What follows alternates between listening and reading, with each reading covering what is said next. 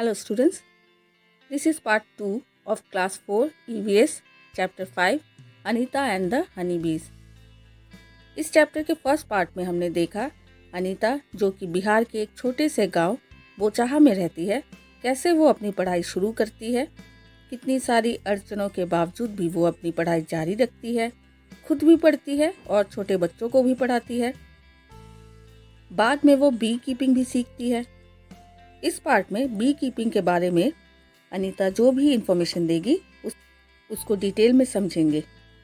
चलिए शुरू करते हैं। From school to bee keeping. अब स्कूल से बी कीपिंग तक। बी कीपिंग मतलब मधुमक्खियों का पालन। There are many litchi trees in our area. हमारे एरिया में बहुत सारे लीची के पेड़ हैं। जैसे बिहार में लीची के पेड़ बहुत मिलते हैं, तो अनीता कहती है कि हमारे एरिया में बहुत सारे लीची के पेड़ हैं। Honey bees are attracted to the लीची फ्लावर्स। हनी बीज जो मधुमक्खियाँ हैं वो लीची के फूलों की ओर आकर्षित होती हैं। जो मधुमक्खियाँ हैं वो लीची के फूलों की ओर आकर्षित होती हैं। Many people do bee keeping and collect honey. कई लोग मधुमक्खियों का पालन करते हैं और हनी कलेक्ट करते हैं, शहद कलेक्ट करते हैं। I thought that I could also do this. मैंने सोचा कि ये तो मैं भी कर सकती हूँ। I joined a course run by the government. तो इसके लिए मुझे एक कोर्स ज्वाइन करना था ताकि मैं अच्छे से चीज़ों को सीख सकूं। तो मैंने गवर्नमेंट द्वारा चलाया गया एक कोर्स ज्वाइन किया ताकि मैं इसके बारे में ज़्यादा से ज़्यादा जान पाऊँ। I was the only girl in this course. इस कोर्स में करने वाली मैं अकेली ही लड़की थी, अकेली गर्ल थी। ड्यूरिंग माई ट्रेनिंग के दौरान I found that honey bees lay their eggs from October to December. तो मुझे पता चला कि हनी बीज जो है वो अंडे देती है। अक्टूबर टू दिसंबर में वो अंडे देती है। तो ये याद रखना है, हनी बीज जो अंडे देती है वो अक्टूबर से दिसंबर तक। This was the best time to start bee keeping. और यही एक बहुत अच्छा समय है जब मधुमक्खियों का पालन किया जा सके या मधुमक्खियों को पाला जा सके। Becoming a bee keeper. इस तरह से उसने मधुमक्खी पालना शुरू किया। I completed my bee keeping course. मैंने बी कीपिंग मधुमक्खी पालने का जो मैंने कोर्स ज्वाइन किया था, मैंने उसको कंप्लीट किया। मैंने अच्छी तरह से उसे सीख लिया। But I did not have money to keep my own bees and start work. लेकिन मेरे पास तो पैसे ही नहीं थे कि मैं खुद के बीज रख सकूं और अपना काम शुरू कर सकूं। I continue to teach. मैंने पढ़ाना जारी रखा। मैं छोटे बच्चों को पढ़ाती रहती थी and with time could collect ₹5,000। मैंने 5,000 रुपये तक कलेक्ट कर लिया। विद दिस मनी, और इस पैसे से I bought 2 boxes for keeping बीज। मैंने 2 बॉक्सेस खरीदे। बॉट मतलब खरीदा। तो मैंने 2 बॉक्सेस खरीदे ताकि मैं बीज को रख सकूं। पहले बीज को बॉक्सेस में रखना पड़ता है। इस तरह के बॉक्सेस में बीज को रखा जाता है। Each box cost ₹2,000। तो एक बॉक्स की कीमत 2,000 रुपये है। तो इसका मतलब है अनीता ने 2 बॉक्सेस खरीदे। एक बॉक्स की कीमत अगर 2,000 है तो अनीता ने खरीदे 2 बॉक्सेस। तो एक बॉक्स की कीमत 2,000, तो 2 बॉक्सेस की कीमत होगी 4,000, है ना। तो अनीता के पास 5,000 थे। 4,000 से उसने 2 बॉक्सेस खरीद लिए। बाकी बच्चे उसके पास ₹1,000। उस मनी से उसने क्या किया? I bought sugar to make the syrup for honey bees. Honey बीज के लिए मैंने चीनी खरीदा ताकि मैं उससे सिरप बना सकूं एंड मेडिसिन्स। और मैंने दवाई खरीदे ताकि मैं छत्तों को साफ़ कर सकूं। बी हाइव्स मतलब मधुमक्खी के छत्ते को साफ़ कर सकूं। दैट वॉज इन सितंबर। और सितंबर तक मैंने ऐसा ही किया। By December I had so many बीज। सितंबर तक उसने बीज को पालना शुरू कर दिया था और दिसंबर आते आते अनीता के पास बहुत सारी मधुमक्खियाँ हो गई थी। That I had to buy 2 more boxes, जिससे कि मुझे और 2 बॉक्सेस खरीदने पड़े। I was still learning about bee keeping. मैं अभी भी बी कीपिंग के बारे में सीख ही रही थी। Many times the bees would sting me and my hands and face would get swollen. कई बार मधुमक्खियों ने मुझे डंक भी मारा। स्टिंग मतलब डंक मारना। और मेरे हाथ और चेहरे पे सूजन, स्वेलन मतलब फूल जाना। मेरे हाथ और मेरा फेस सूज भी गया था। It would pain a lot. और मुझे बहुत दर्द हुआ था। How could I complain to anybody. लेकिन मैं किससे शिकायत करती? I myself had decided to do this work. मैंने खुद ही तो डिसाइड किया था कि मैं ये काम करूँगी। The lychee trees come to flower in February. तो लीची ट्रीज में फूल फरवरी के मंथ में आते हैं। I put all my 4 boxes near the लीची ऑर्चर्ड। मैंने अपने चारों बॉक्सेस को लीची के बगीचे में रख दिए। I got 12 kilograms of honey from each box. हर एक बॉक्स में से 12 किलोग्राम्स हनी मिले। I sold this honey in the market. शहद को मैंने मार्केट में बेचा। This was my first earning from my bees. और ये मेरी मधुमक्खियों से मेरी पहली कमाई थी। Now I have 20 boxes. तो अब मेरे पास 20 बॉक्सेस हो गए। तो पहले अनीता ने 2 बॉक्सेस खरीदे, उसके बाद और 2 बॉक्सेस खरीदे, है ना। और धीरे धीरे धीरे धीरे अब अनीता के पास 20 बॉक्सेस हो गए। Every day I cycle to my college. हर दिन मैं कॉलेज साइकिल से जाती थी। My college is in the town. मेरा कॉलेज टाउन में है, 5 किलोमीटर अवे, 5 किलोमीटर दूर। When I go to college, जब मैं कॉलेज जाती हूँ, my mother prepares the syrup for the बीज।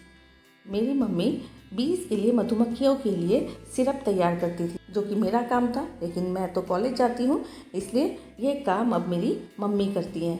My father looks after the bees. मेरे पापा बीज की देखभाल करते हैं। टेक्स द हनी, शहद निकालते हैं out of the boxes. Boxes से वो शहद निकालते हैं। Now you also know a lot about Anita. अब आप भी अनीता के बारे में बहुत सारी बातें जान चुके हैं। Anita is known by everyone in all the villages near by. अब अनीता को आसपास के गांव वाले भी जानने लगे थे। She goes to all the village meetings and talks about how important it is for everyone to study. वो गांव में होने वाले हर एक मीटिंग्स को वो अटेंड करती थी और वहाँ पे जाकर वो पढ़ाई के महत्व के बारे में बताती थी। Sometimes people make fun of her. कई बार तो लोग उसका मजाक भी उड़ाते थे। But Anita knows what she wants to do. लेकिन अनीता को पता है कि उसे क्या करना है। She does exactly what she wants to. वो वही करती है जो वो करना चाहती है। Anita wants to become a wholesaler. Wholesaler कौन होते हैं? जो ज़्यादा से ज़्यादा क्वांटिटी में चीज़ों को खरीदते भी हैं और बेचते भी हैं। So that she can help the villagers to get the right price for their honey. ताकि वो अपने गांव वालों की मदद कर सके कि उन्हें शहद के लिए अच्छा खासा प्राइस भी मिले या उन्हें अच्छे खासे पैसे मिले, कि गांव वालों को कोई बेवकूफ़ ना बना सके। Every beehive has one queen bee that lay eggs. हर एक छत्ते में एक क्वीन बी होती है, रानी बी होती है, रानी मधुमक्खी होती है जो अंडे देती है। There are only a few males in the hive. और इस छत्ते में कुछ ही मेल्स होते हैं, कुछ ही पुरुष होते हैं। Most of the bees in the hive are worker bees. जो ज़्यादातर जो मधुमक्खियाँ होती है, एक तो क्वीन बी होती है, कुछ मेल्स होते हैं यानी पुरुष होते हैं, और ज़्यादातर वर्कर बीज होते हैं। वर्कर जो काम करने वाले होते हैं, ऐसे मधुमक्खियाँ जो काम करते रहते हैं। These be's verb all day. ये बीज जो वर्कर बीज है, ये सारा दिन काम करते हैं। They make the hive. वो हाइव बनाते हैं, वो छत्ते को बनाते हैं। Also look after the baby बीज। क्वीन बीज जो रानी मधुमक्खी अंडे देती है, उससे जो बच्चे होते हैं उनकी देखभाल करते हैं ये वर्कर बीज। They fly around flowers in search of nectar. वो नेक्टर भी लाते हैं। नेक्टर क्या होता है? नेक्टर फूलों का रस होता है, जिसे नेक्टर कहते हैं। ये एक तरह का लिक्विड होता है ना, सफ़ेद कलर का, तो इसे नेक्टर कहा जाता है। They collect nectar from flowers for Honey. और ये फ्लावर से नेक्टर कलेक्ट करके लाते हैं ताकि वो इससे हनी बना सके। तो हनी फूलों से डायरेक्ट नहीं मिलता। जो शहद है वो फूलों से डायरेक्ट मधुमक्खियों को नहीं मिलता। जो शहद है, शहद को नेक्टर से बनाया जाता है। मधुमक्खियों के जो बॉडी होती है, उनके अंदर कुछ एंजाइम्स होते हैं। उन एंजाइम्स की मदद से वो नेक्टर को हनी में कन्वर्ट करते हैं और कन्वर्ट करने के बाद वो उसे वॉमिट करते हैं, मतलब अपने मुंह से बाहर निकालते हैं। वही हनी होता है और वही हनी हमारे बहुत काम आते हैं। When one bee finds flowers with nectar, जब किसी एक मधुमक्खी को ऐसा फूल मिल जाता है कि जिसमें नेक्टर है, it does a special kind of dance by which the other bees can know where the nectar is. अगर कोई मधुमक्खी को फूल मिल जाता है जिसमें नेक्टर है, तो वो इस तरह से डांस करता है कि दूसरे मधुमक्खियों को समझ में आ जाता है कि नेक्टर उनके आसपास ही कहीं है। The worker bees are very important for the hive. ये वर्कर बीज ही बहुत ज़्यादा ज़रूरी होते हैं एक छत्ते के लिए, क्योंकि ज़्यादा से ज़्यादा काम ये वर्कर बीज ही करते हैं। Without worker bees there would be neither hive nor any nectar collection. अगर वर्कर बीज नहीं होंगे तो ना तो ये छत्ता ही बनेगा मधुमक्खियों का और ना ही कोई नेक्टर कलेक्ट करके लाएगा, क्योंकि ये काम वर्कर बीज ही करते हैं। ऑल बीज in the hive would go hungry. तो अगर ये नेक्टर कलेक्ट नहीं करके लाएंगे तो सभी बीज जो भी हाइव में रहते हैं, जो छत्ते में रहते हैं, उन्हें भूखा रहना पड़ेगा। The male bees have no special role as workers.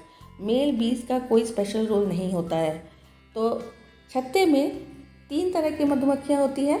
एक क्वीन बी होती है, एक रानी मधुमक्खी होती है, एक मेल मधुमक्खी होते हैं और बाकी वर्कर बीज होते हैं जो काम करते रहते हैं। तो जो रानी मधुमक्खी है उसका काम अंडे देना होता है। मेल का ऐसा कोई काम नहीं होता है। मेल बी का, जो पुरुष मधुमक्खी है, उनका ऐसा कोई काम नहीं होता है। बाकी जो वर्कर बीज होते हैं सारा काम वही करते हैं। वो हाइव की देखभाल करते हैं, वो नेक्टर कलेक्ट करके लाते हैं, वो मधुमक्खियों के बेबीज़ की वो देखभाल करते हैं। तो कई तरह के काम ये वर्कर बीज ही करते हैं। Ends live and work together like Honey बीज। तो एंड्स भी हनी बीज की तरह ही एक साथ रहती है और मिलजुल कर काम करती है। जो क्वीन एंट है वो क्या करती है, वो सिर्फ अंडे देती है। Soldier ends look after and guard the ends nest. Ends जो होते हैं वो रखवाली करते हैं एंड्स के नेस्ट की, जहाँ पे एंड्स रहते हैं। Worker ants are always busy looking for food and bringing it to the nest. जो वर्कर एंड्स होते हैं वो हमेशा बिजी ही रहते हैं खाने की खोज में, और उस खाने को नेस्ट तक लाने में वो बिजी ही रहते हैं। Termites and wasp also leave like this. Termites, दीमक, वास्प, ततैया, ये भी इस तरह से ग्रुप में ही रहते हैं। तो ये चैप्टर हमारा यहीं पर फिनिश होता है।